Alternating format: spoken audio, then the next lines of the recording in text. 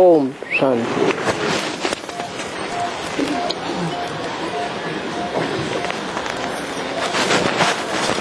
प्रातः क्लास चल रहा था 23 जुलाई 1968। तीसरे पेज के मध्यार्ध में बात चल रही थी।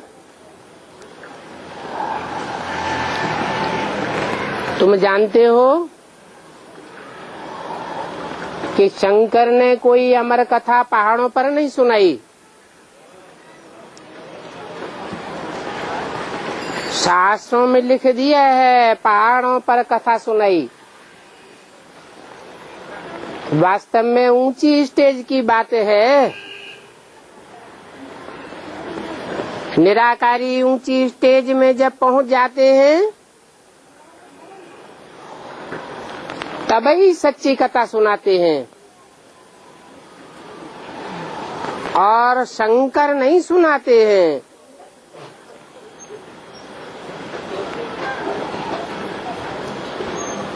वास्तव में बाप शिव आते हैं तो आप समान शिव अर्थात कल्याणकारी बनाते हैं, और कल्याणकारी वो ही बन सकता है सदाकाल के लिए जो संपूर्ण निर्विकारी निराकारी निरहंकारी बने।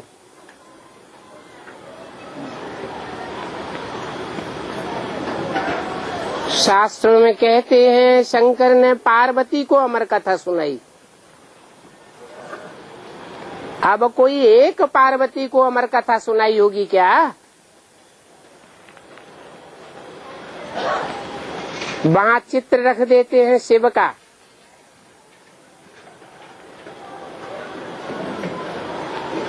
अब शिव तो ज्योति बिंदु है, बिंदु का चित्र कैसे खींचा जाएगा? वो तो विचित्र है।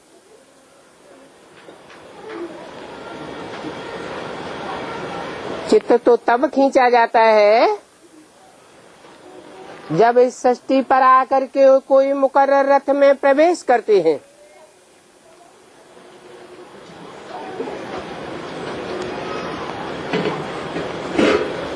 तो शिव को भी रखते हैं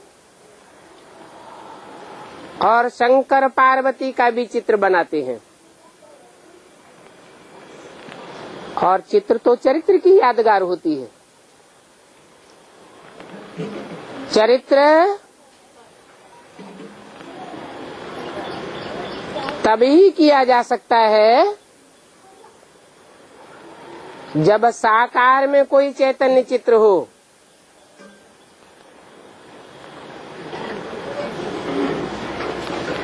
फिर भक्ति मार्ग में शिव और शंकर को मिलाए देते हैं, एक कर देते हैं। वास्तव में संगम युग पर एक होने की बात है। शिव बाप आते हैं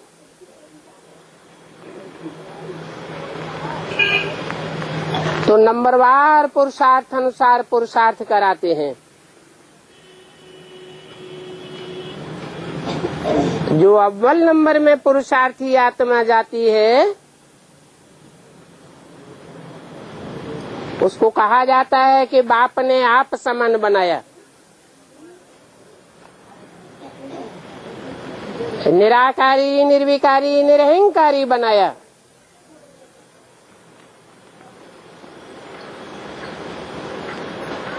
ब्रह्मा अथवा विष्णु को आप समान 100% स्टेज में निराकारी नहीं दिखाया गया है। 33 करोड़ देवताओं में से कोई को भी शिव के साथ नहीं मिलाया गया। शिव को ही मिलाते हैं शंकर के साथ। तो ये सभी भक्ति मार्ग की समझने की बातें हैं जो बाप बैठ समझाते हैं।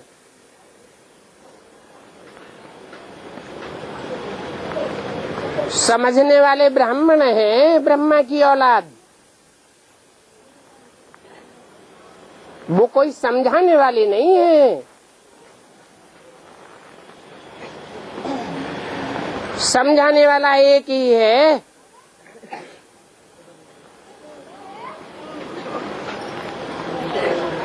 उसको कहा जाता है सुप्रीम टीचर।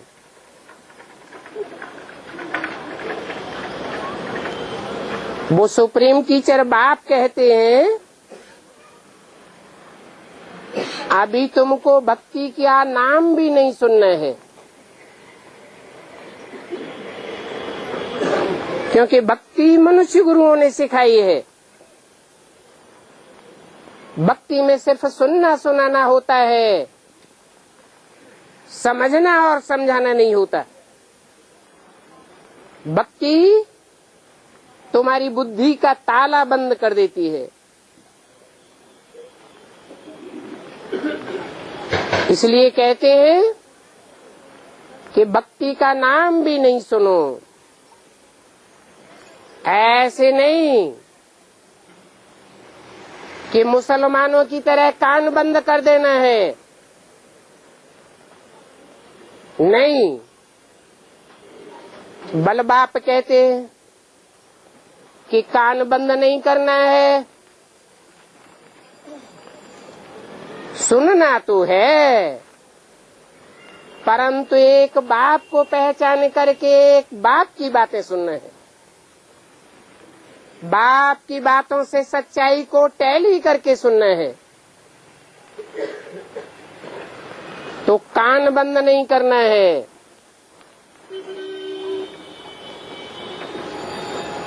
फिर भी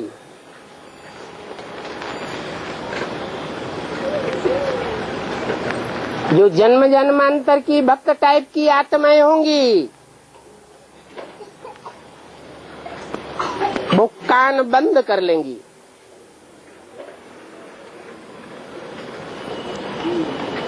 क्योंकि समझने की बात के लिए सुनना तो जरूरी है ना। सुनेंगे ही नहीं तो समझेंगे कैसे।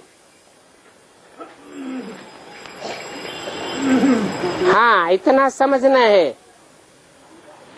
कि ये शास्त्र आदि सभी मनुष्यों की मत है। उन्हीं शास्त्रों का सार बाप आकर के अपनी बुद्धि के अनुकूल जब सुनाते हैं तो उनका रहस्य खुल जाता है। भक्ति मार्ग में तो गीता, रामायण, महाभारत, भागवत ये छपते ही रहते हैं। पहले हाथ से लिखते थे,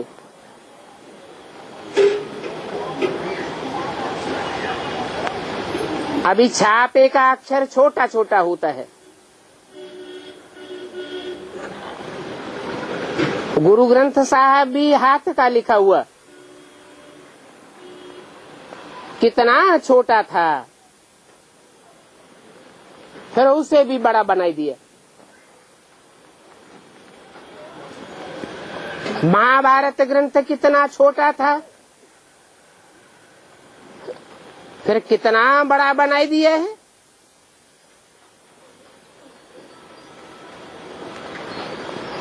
लाइब्रेरी का पूरा कमरा ही भर जाता है महाभारत एक ग्रंथ से। तो देखो, दिन प्रतिदिन सभी तमो प्रधान झूठे होते जाते हैं। भक्ति का ज्यों ज्यों विस्तार होता जाता है, सच्चाई निकलती जाती है और झूठ बढ़ता जाता है। इसलिए बाप कहते हैं, इन शास्त्रों में, भक्ति मार्ग की बातों में आटे में नमक मिसल सच्चाई है। पहले दुनिया की हर चीज सतो प्रधान होती है, बाद में तमो प्रधान बनती है। सतो प्रधान से सतो होते हैं तो 2 कला कम हो जाती है। तो वास्तव में त्रेता को भी स्वर्ग नहीं कहेंगे, क्योंकि 2 कलाएं कम हो जाती हैं। संपूर्ण स्वस्थिति में नहीं टिकते हैं।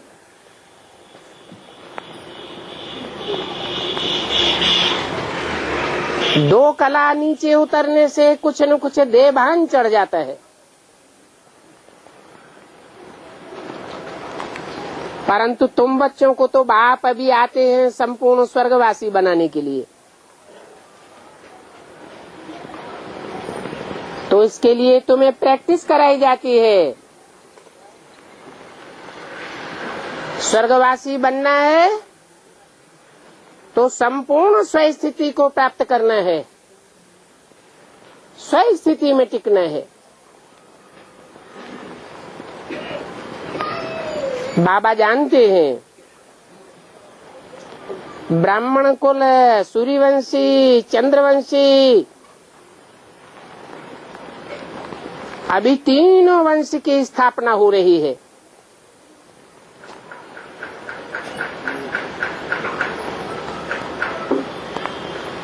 सूर्यवंशी सतयुग में होंगे,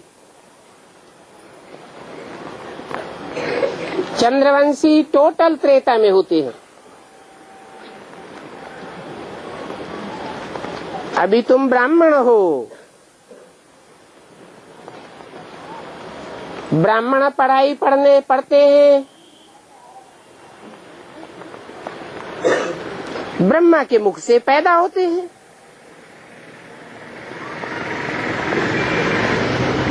तो ब्राह्मण वंशी कहे जाते हैं। ब्राह्मणों फिर 9 कुरियां गाई जाती हैं, उनमें चंद्रवंशी, सूर्यवंशी, इस्लाम वंशी, बौद्ध वंशी,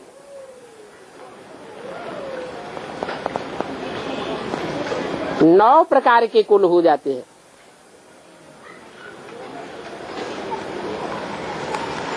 सूर्यवंशी के लिए नहीं कहेंगे कि जीत नहीं पाई, चंद्रवंशी के लिए कहेंगे यह फेल हुआ, जीत नहीं पाई। इसलिए उनको क्षत्रिय के निशानी लगा दी है।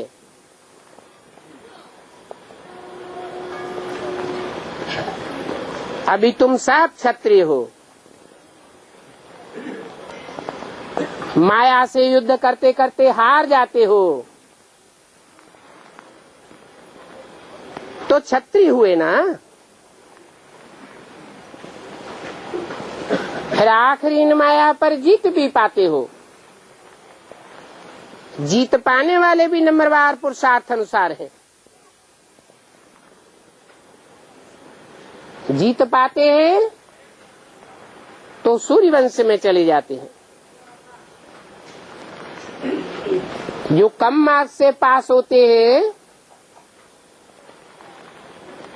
उनको चंद्रवंशी कहा जाता है। कम से कम 33% मार्क्स,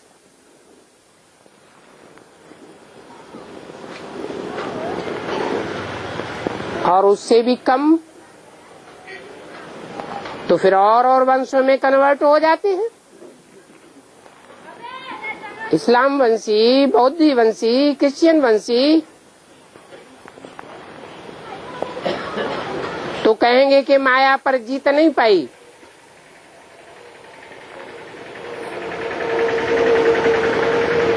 जो फेल होते हैं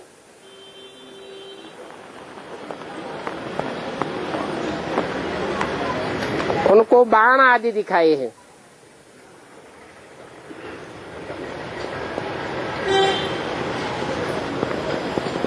भक्ति मार्ग में बाण दिखाते हैं, स्थूल में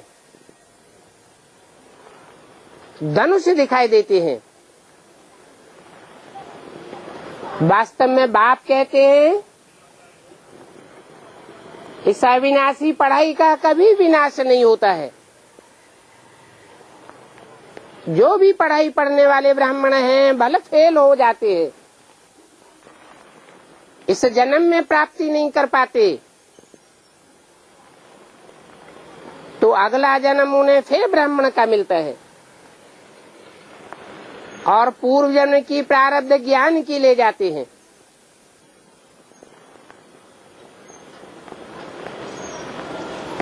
जन्मते ही बाण चलाने की कला उनको आ जाती है ये ज्ञान बाण चलाने की बात। यज्ञ के आदि में बहुत फेलियर्स हुए थे, ऐसे नहीं कि अभी जो नए नए ब्राह्मण बन रहे हैं वो फेल नहीं होते हैं, वो भी फेल होते हैं। माया किसी को छोड़ती नहीं है। माया का बार सांप के ऊपर होता है, माया सांप को हराती रहती है, परंतु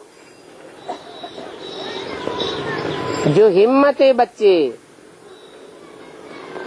तो बाप उनकी अंत तक मदद करने के लिए बांधा हुआ है। बाकी ऐसे नहीं है कि स्थूल बाणों से कोई स्थूल हिंसा की है। हिंसा तो त्रेता में भी नहीं होती,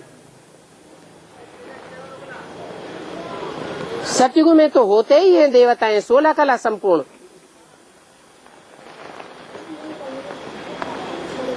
सूर्यवंशी कहे जाते हैं और सूर्यवंशियों से भी ऊंच कुल है ब्राह्मण कुल। जो संपूर्ण ब्राह्मण बनते हैं वो ही सूर्यवंशी देवता कहे जाते हैं। तो गायन बन जाता है, फेल होने वाले भी पास हो सकते हैं। आदि में जो परीक्षा हुई उसे फाइनल परीक्षा नहीं कहेंगे।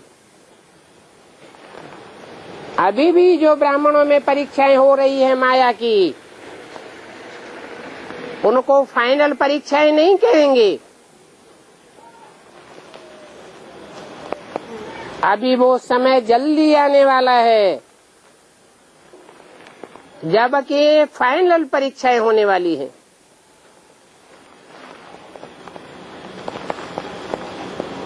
उस समय जिनकी पढ़ाई पूरी होगी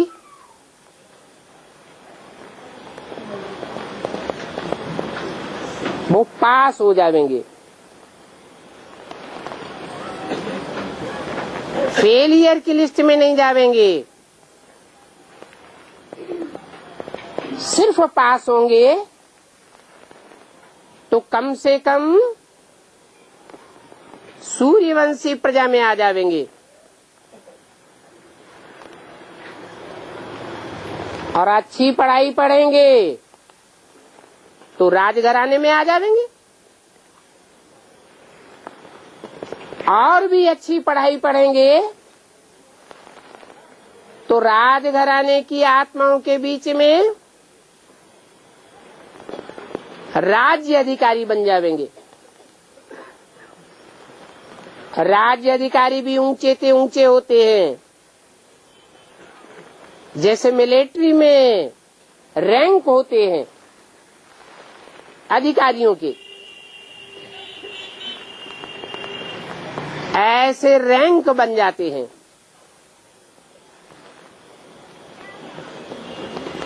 फिर ऊंच से ऊंच पद बनता है राजाओं और महाराजाओं का।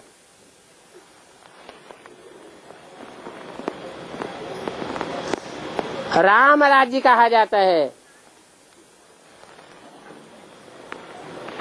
जरूर राज्य स्थापन करने में राम वाली आत्मा सांप से आगे गई, तो कहा जाता है राम राजा राम प्रजा राम साहूकार।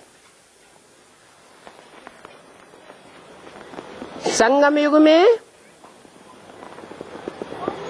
राम वाली आत्मा ने हर प्रकार का अनुभव किया है, फेलियर का भी अनुभव किया है, दान दे करके वापस लेने वाले चांडाल का भी अनुभव किया है। इसलिए बाप कहते हैं खास राम वाली आत्मा के लिए दुनिया की कोई ऐसी बात नहीं जो तेरे ऊपर लागू न होती हो।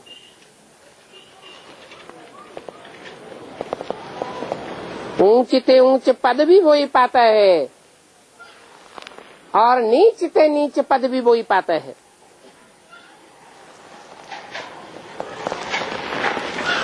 तो देखो भक्ति मार्ग में राम को जो क्षत्रिय पने की निशानी दी है, तो मनुष्य ने ऐसे समझ लिया है कि त्रेता में वहां हथियार पवार आदि होते होंगे, लड़ाई आदि लगी होगी। अभी बाप बैठ समझाते हैं कि ये बाण आदि क्यों दिखाए हैं।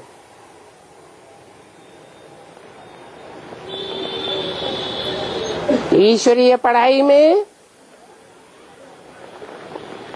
जो पढ़ते पढ़ते पहले फेल हो जाते हैं, वो टोटल फेल होने वालों को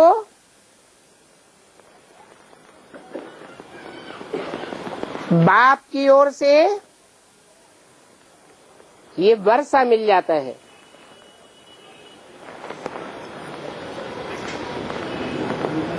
वर्षा मिलता है ज्ञान बाणों का,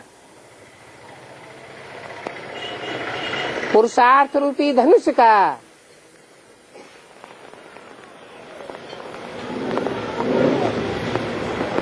पुरुषार्थ करो और कमाई करो। उसके लिए एकलव्य की कथा दिखाई दी है।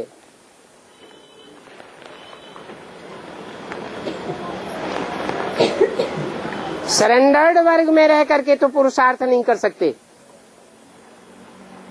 राज परिवार में रह करके तुम्हारी पढ़ाई नहीं होगी।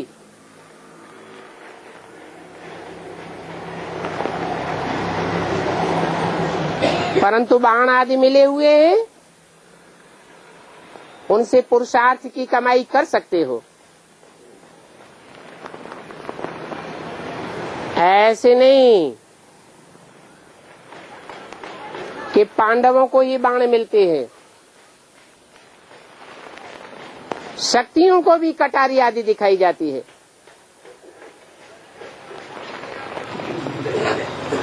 तो देखो राम सीता के लिए क्या क्या बैठ शास्त्रों में लिख दिए है। कोई सेंसिबल इन बातों को अगर सुनेगा तो कहेगा ये तो बिल्कुल फालतू बातें हैं। और धर्म वाले ऐसी ऐसी शास्त्रों की बातें सुना करके कन्वर्ट करके हिंदुओं को अपने धर्म में ले गए हैं। सुनाते हैं देखो तुम्हारा राजा राम जिसे तुम भगवान कहते हो, वो अपनी पत्नी की ही पालना नहीं कर सका, अपनी पत्नी की ही सुरक्षा नहीं कर सका। वो राजा राम बन के प्रजा की क्या सुरक्षा करेगा।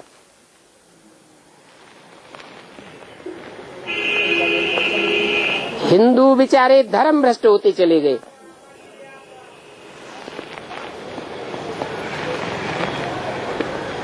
जैसे और शास्त्रों का खंडन किया है, ऐसे गीता शास्त्र भी है। उस गीता शास्त्र में कृष्ण देवता का नाम डाल करके बिल्कुल ही खंडन कर दिया।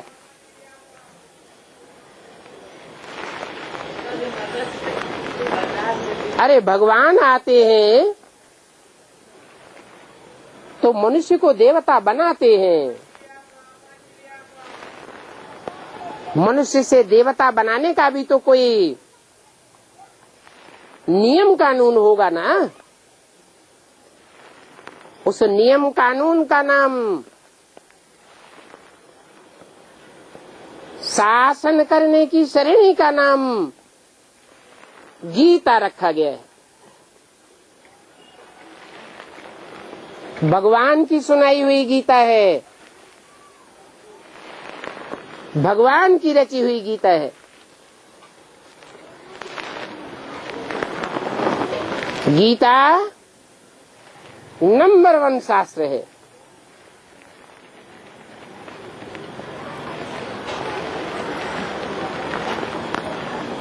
भगवान खुद बैठ करके शासन नहीं करते। भगवान आकर के प्रवृत्ति मार्ग की रचना करते हैं। सारी वसुधा ही एक कुटुंब बन जाती है, परिवार बन जाती है। उस परिवार की पालना का काम गीता माता को सौंपा जाता है। गीता माता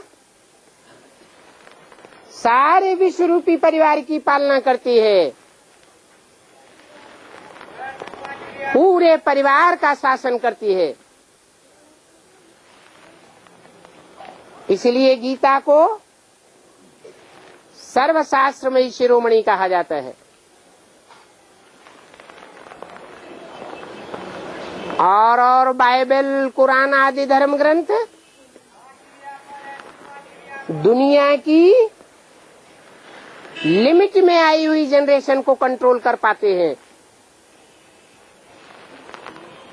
परंतु गीता तो सारे विश्व को कंट्रोल कर लेती है।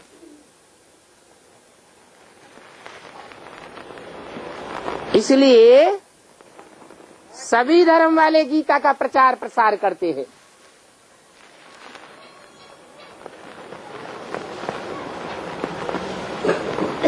हिंदुओं ने इतनी गीता की प्रतियां नहीं छपाई होंगी, उससे ज्यादा गीता की प्रतियां अंग्रेजी में अंग्रेजों ने छपाई है।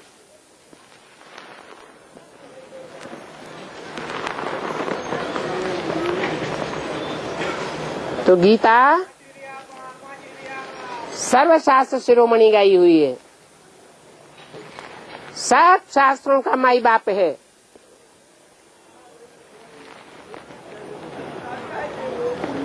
बाप आते हैं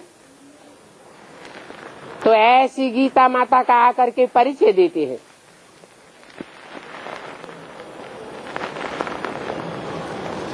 कि गीता माता कैसे सर्वशास्त्र शिरोमणि है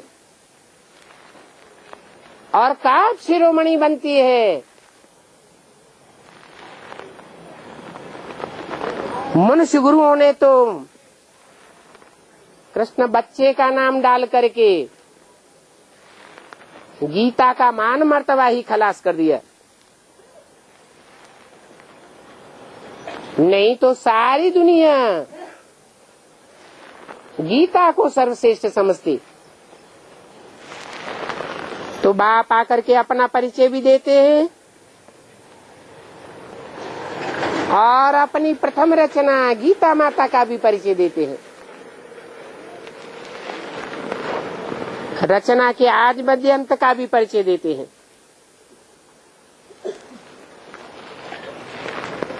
अभी तुम उस परिचय को अच्छी रीति जान गए हो, ये भी जान गए हो कि बाप ही ज्ञान का सागर है। इसलिए बाप ही आकर के आज मध्य अंत का राज बताते हैं।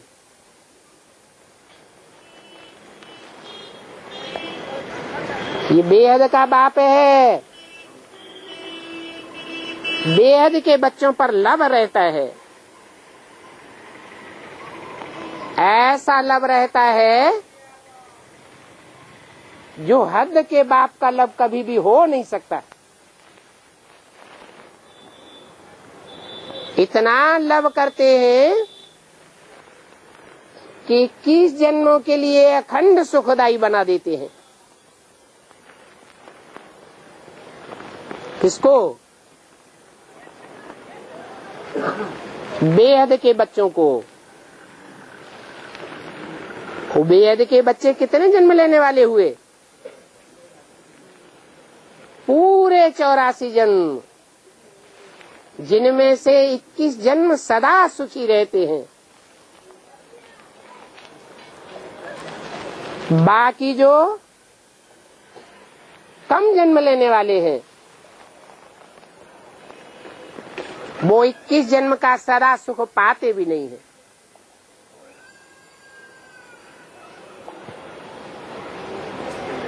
नंबरवार बच्चे बन जाते हैं। उनको देवताएं नहीं कहेंगे,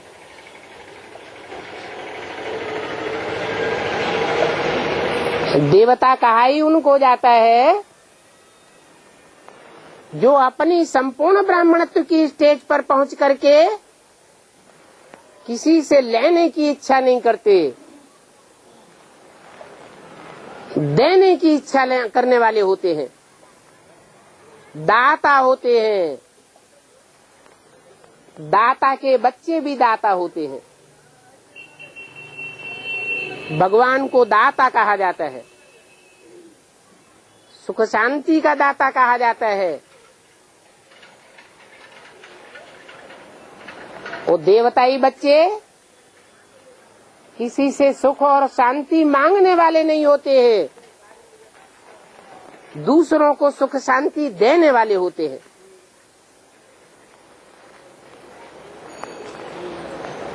सुख के लेवता नहीं, धन के लेवता नहीं, मान मर्तबे के लेवता नहीं। कोई अपमान करने वाला भी क्यों न हो, कितना ही अपमान करने वाला हो, उसको भी क्या देंगे? उसको भी मान मर्तबा देंगे। लेने की इच्छा करने वाले नहीं होंगे।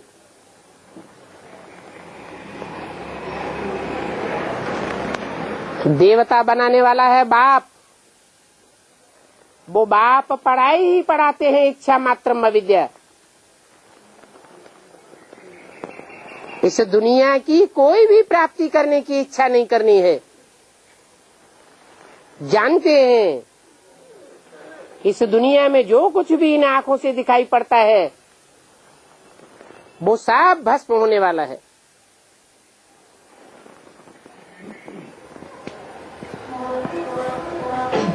ऐसे देवता बनने वाले बच्चे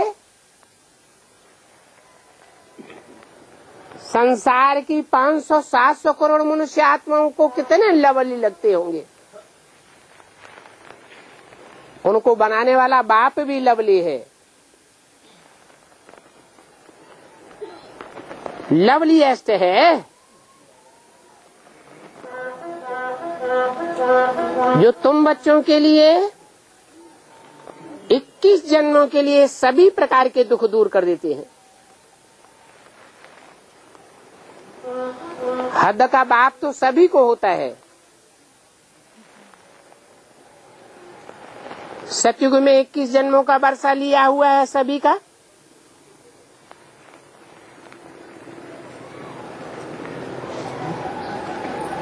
सभी ने लिया है ना।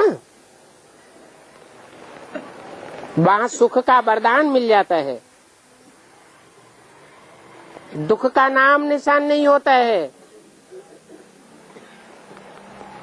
तो अभी ये बात बुद्धि में रहना चाहिए, भूलना नहीं चाहिए कि हमको बेहद के बाप से बेहद का वर्षा मिलता है।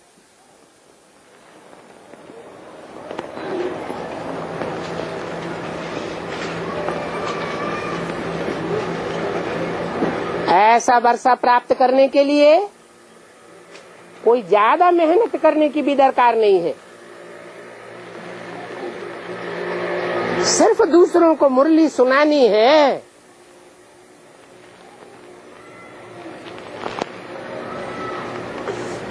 समझानी है।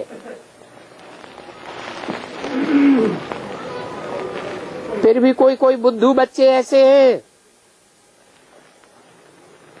जो कहते हैं दूसरों को ज्ञान सुनाने के लिए हमें ब्राह्मण ही चाहिए।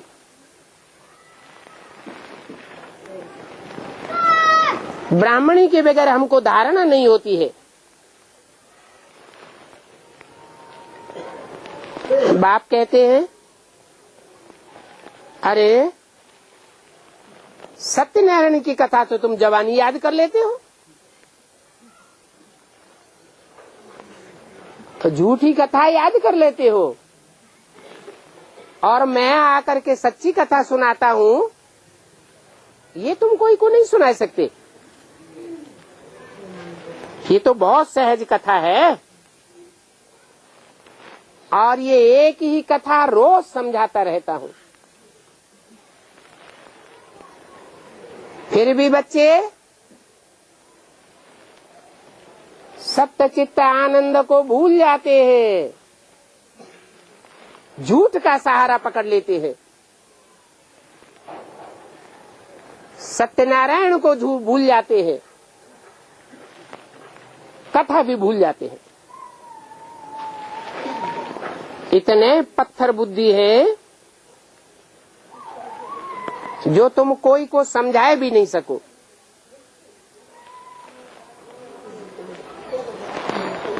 कोई 3-4 वर्ष पढ़ते रहते हैं, ऐसे पढ़ाई पढ़ने वाले भी कहते हैं हमें ब्राह्मणी चाहिए।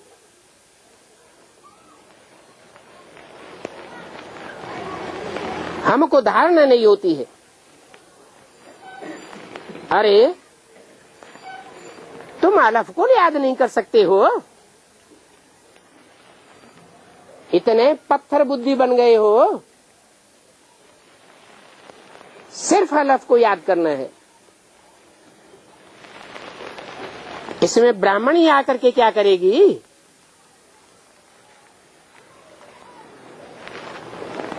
परंतु बुद्धू फिर भी ऐसे हैं कि कहते हैं हमको ब्राह्मणी चाहिए।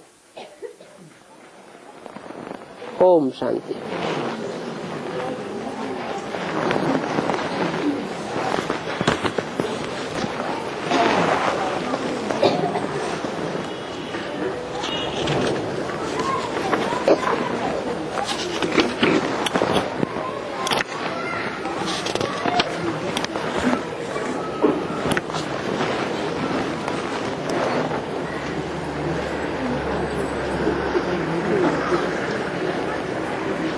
अगली वाणी है प्रातः क्लास 24 जुलाई 1968।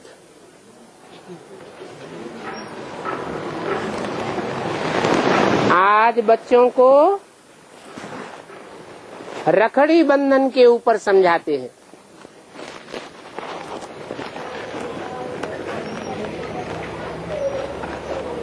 क्योंकि अभी ये रखड़ी बंधन नजदीक आ गया है।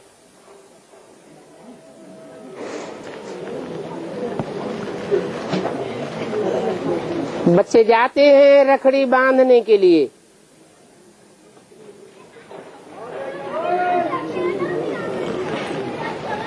अभी जो चीज हो करके जाती है उनका पर्व या त्योहार मनाते रहते हैं भक्ति मार्ग में।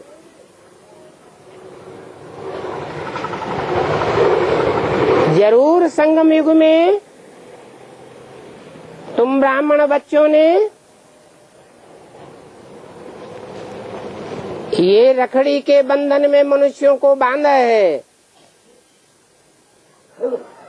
तो भक्ति मार्ग में ब्राह्मण घर घर में जाकर के राखी बांधते थे।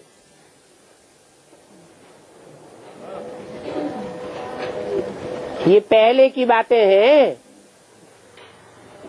अभी तो दुनिया तमो प्रधान बन गई है, तो छोकरियां राखी बांधने लग पड़ी हैं पैसों की कमाई के लिए।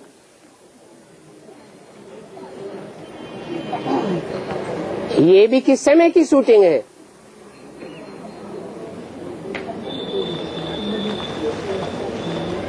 ये भी वर्तमान संगम युग की शूटिंग है।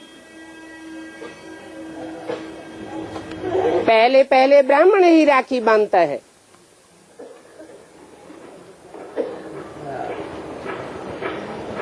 बाद में ब्रह्मा की बच्चियां ब्रह्मा के शरीर छोड़ने के बाद पैसा कमाने के लिए राखी बांधने लग पड़ती है, कोई पवित्र रहे या न रहे। अभी तुम बच्चों को सच्ची सच्ची राखी बांधनी है।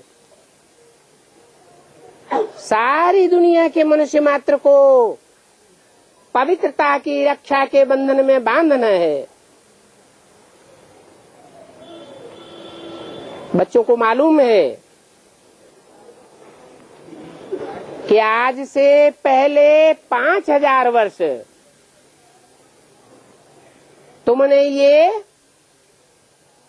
पवित्रता का प्रतिज्ञा पत्र एक एक बच्चे से लिखवाया था।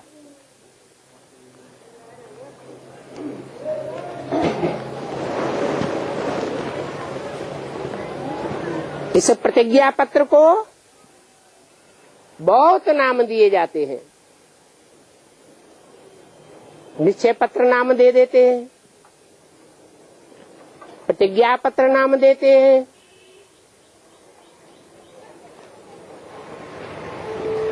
रक्षा बंधन नाम दे दो। भक्ति मार्ग में रक्षा बंधन नाम दे दिया है। वास्तव में ये है प्रतिज्ञा पत्र की निशानी। सभी को कहना होता है कि पवित्र बनने की ये राखी बांधो।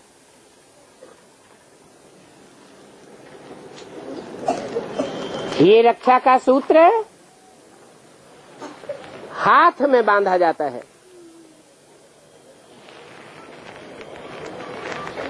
तुमने बुद्ध रूपी हाथ में बांधा था।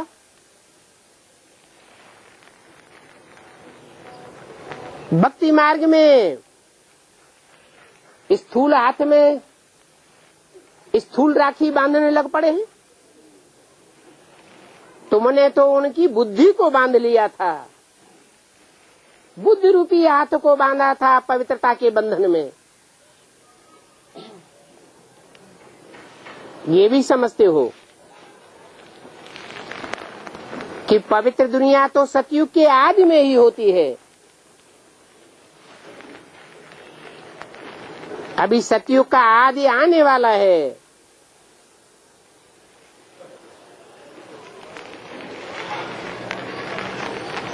आदि लाने वाला कोई तो होगा ना।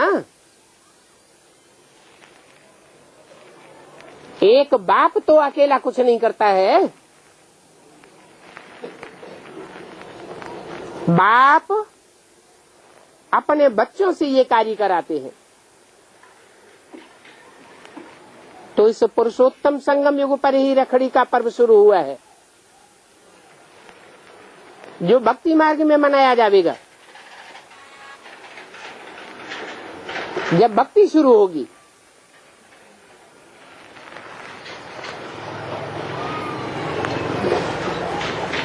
तो ये अविनाशी पर्व है तुम बच्चों के लिए। इसको अनादि पर्व कहा जाता है।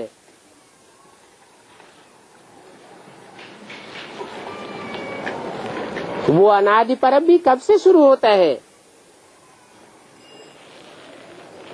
क्योंकि सतयुग आदि में तो ये पर्व होते नहीं है। ये पर्व यहाँ ही होते हैं, संगम पर।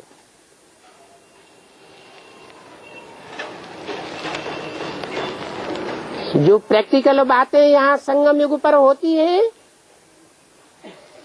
वो फिर भक्ति मार्ग में स्थूल रूप में चल पड़ती हैं, जिनका आगा पीछा कोई समझा नहीं सकता सिवाय बाप के।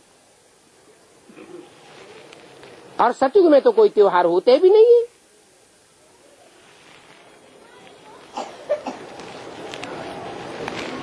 तुम पूछेंगे सतयुग में दीपमाला होगी, नहीं, वो भी यहाँ की बात है। जब बाप आते हैं तो धर्म की स्थापना के साथ साथ एक ही धर्मराज का दीवा पहले जलाते हैं।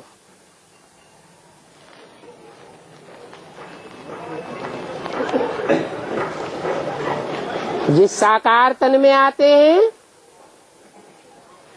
उस साकार मनुष्य तन के द्वारा फिर 7 छोटे बड़े दीपक जलाए जाते हैं।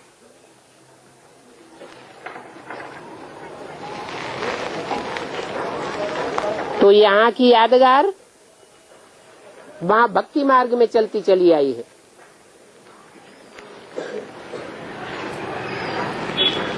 जो तुम बच्चे यहाँ मनाते हो वो वहाँ सतयुग में नहीं मनाते हो। तो अभी ये कैसे मालूम पड़े कि ये राखी क्यों बांधी जाती है? तुम सभी को राखी बांधते हो, कहते हो कि पावन बनो, बाप को और बाप की रचना को पहचानो। बाप पवित्र बना करके घर ले जाने के लिए आए हुए हैं। अब ये दुनिया खलास होने वाली है। पुरानी दुनिया खलास होगी और नई पावन दुनिया स्थापन होगी।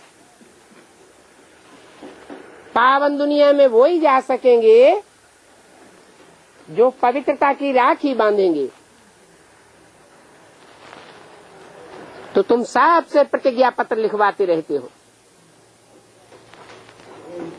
परिचय दे करके पवित्रता के बंधन में बांधते हो, निश्चय पत्र लिखवाते हो।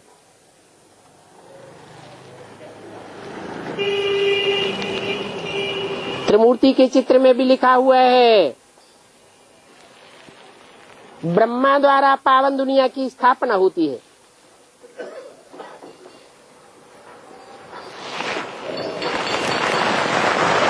ये बात तुम ब्राह्मण ही समझा सकते हो, वो ब्राह्मण तो समझा ही नहीं सकते। क्यों नहीं समझा सकते कि ब्रह्मा के द्वारा पावन दुनिया की स्थापना होती है? क्योंकि ब्रह्मा ने तो शरीर छोड़ दिया, तो पावन दुनिया की स्थापना कैसे समझावे? परंतु तुम तो जानते हो कि ब्रह्मा कोई एक नहीं गाया हुआ है।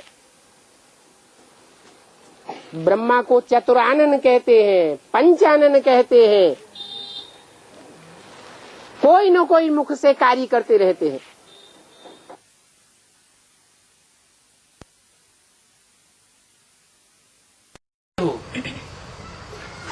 कि ब्रह्मा की आत्मा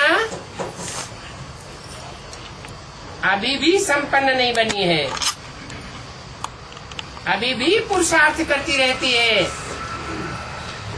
कोई तन में प्रवेश करती है, माता के तन में प्रवेश करके ऐसा पुरुषार्थ करती है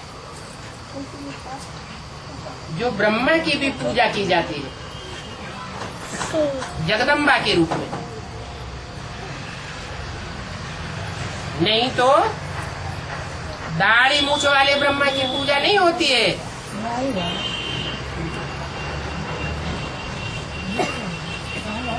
तो देखो, ब्रह्मा के द्वारा अभी भी ये कार्य जारी है।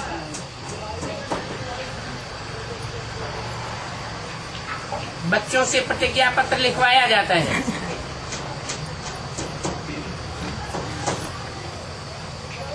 यहाँ तो तुम बच्चों की हर बात प्रैक्टिकल है।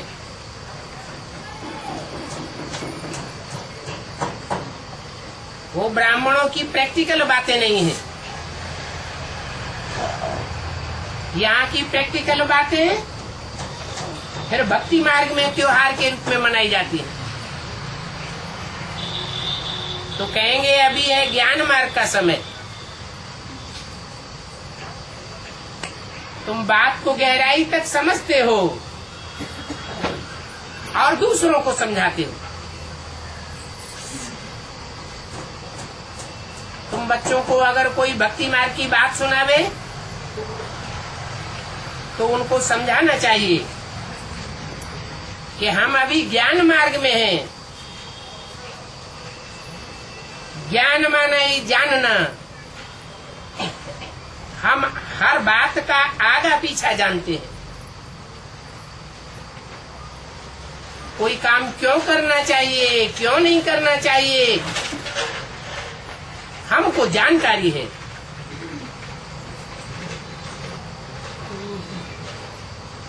बताओ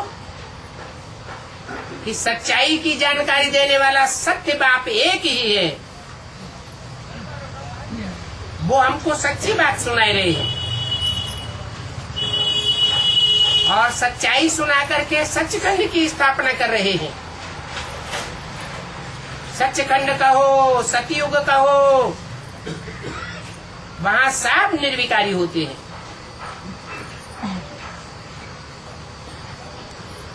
भारत सतयुग में वाइसलेस था। जब भारत वाइसलेस था तो सारी दुनिया वाइसलेस थी।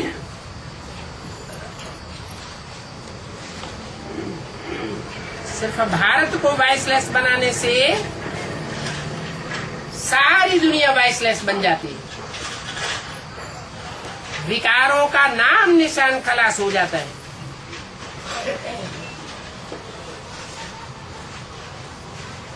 परंतु सिर्फ भारत को वर्ल्ड नहीं कहेंगे।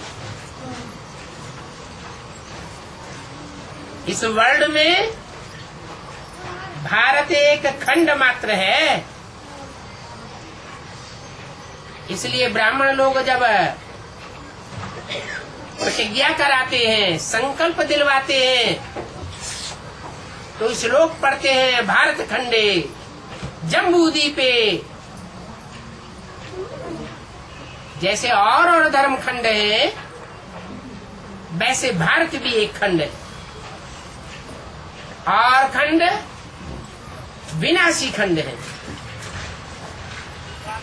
क्योंकि उन धर्म खंडों में जो धर्म फैले हुए हैं वो धर्म भी विनाश को प्राप्त होते हैं। उन धर्मों के स्थापन करता धर्म पिताएं भी इस संसार से पलायन कर जाते हैं। वो ऑलराउंड पार्ट नहीं बजाते, अधूरे हैं, इसलिए सदा काल नहीं रह सकते। जो सत्य होता है वो सदा काल रहने वाला है। सत्य सनातन धर्म को कहा जाता है और सत्य सनातन धर्म की स्थापना एक सच्चा बाप ही करता है। इसलिए सत्य एक है, झूठे अनेक हैं। मनुष्य गुरु जो भी हुए हैं वो सब दुनिया को झूठ बनाते हैं, झूठे खंड बनाते हैं, विनाशी खंड बनाते हैं। वो विनाशी खंड अब नहीं रहने वाले हैं, सब खलास हो जाएंगे। एक भारत खंड ही अविनाशी रह जाएगा। तो बच्चे जानते हैं कि नई दुनिया में सिर्फ एक भारत खंड ही होगा। जब दुनिया पुरानी होना शुरू होती है तो और खंडों की स्थापना भी हो जाती है। सृष्टि के आदि में सिर्फ देवता धर्म ही होता है। उसको कहा जाता है पवित्र निर्विकारी धर्म। उस धर्म को स्थापन हुए 5000 वर्ष हुए। अभी ये पुरानी दुनिया बाकी थोड़े रोज है। 5000 वर्ष के अंदर कितने मास होते हैं, कितने दिन होते हैं, घंटे, सेकंड, सब का हिसाब निकालेंगे तो उनसे कुछ मतलब निकलेगा।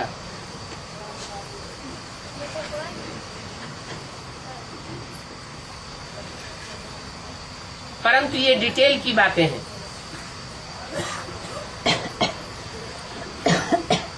जान सकेंगे कि कितने दिन वॉइसलेस वर्ल्ड बनाने में लगते हैं।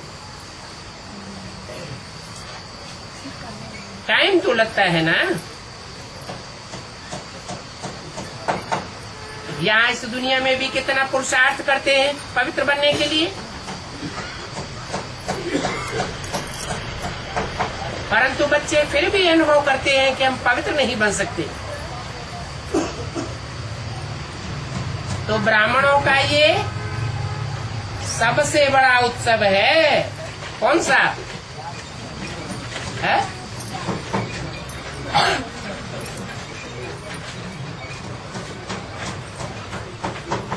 अरे 4 पर्व हैं बड़े बड़े,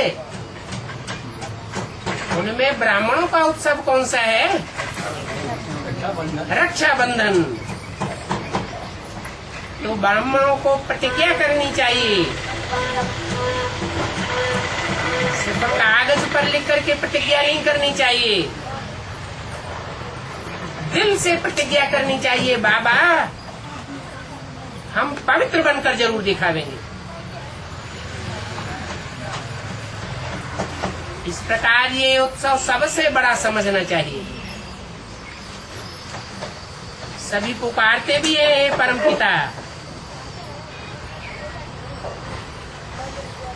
परमपिता कहते हुए भी बुद्धि में ये नहीं आता है कि वो आकर के क्या परम कर्तव्य करते हैं।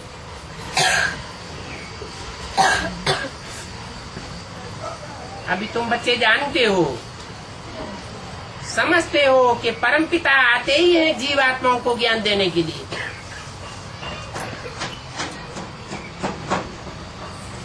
ऐसे नहीं कहेंगे कि आत्माओं को ज्ञान देने के लिए आते हैं। अकेली आत्मा ज्ञान नहीं दे सकती। आत्मा जब जीव में पार्ट बजावे, जीवन में रह करके पार्ट बजावे, तब ही ज्ञान ले सकती है। क्योंकि आत्मा को शरीर धारण करना पड़ता है। तो परमपिता आते हैं जीवात्माओं को ज्ञान देने के लिए। इसलिए गाएंगे आत्मा परमात्मा अलग रहे बहुकाल।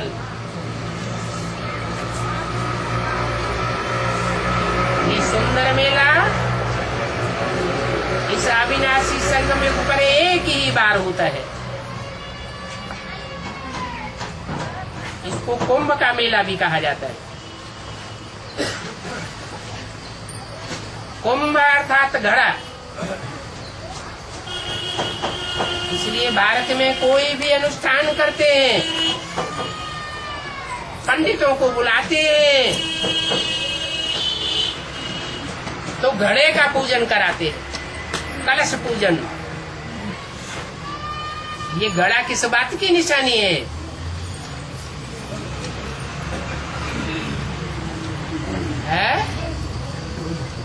अरे ये बुद्ध रूपी घड़ा है। वो ज्ञान जल रूपी कलश से भरा जाता है। इसकी पूजा तभी हो सकती है जब इसको पवित्र बनाया जाए। ये बुद्ध रूपी घड़ा पवित्र बनेगा तो इसमें से पवित्र संकल्प ही निकलेंगे। कोई भी अपवित्र संकल्प नहीं निकल सकता। और जब संकल्पों का बीज ही पवित्र बन जाएगा, तो जैसे गाय ने ब्रह्मा के द्वारा संकल्पों से सृष्टि रची गई,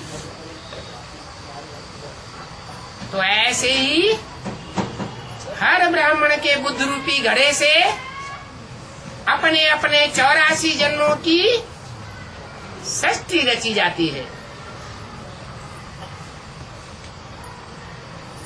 जितना पवित्रता को धारण करेंगे, उन पवित्र संकल्पों के वाइब्रेशन के आधार पर जन्म जन्मांतर का सुख प्राप्त करते रहेंगे।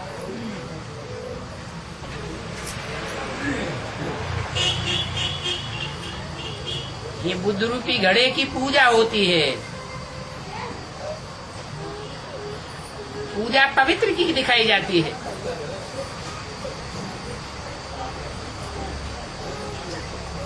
तो बच्चों को प्रतिज्ञा करनी चाहिए, बाबा हम ज्ञान से अपनी बुद्धि को पवित्र जरूर बनावेंगे। तो ये उत्सव सबसे बड़ा उत्सव समझना चाहिए। ओम शांति।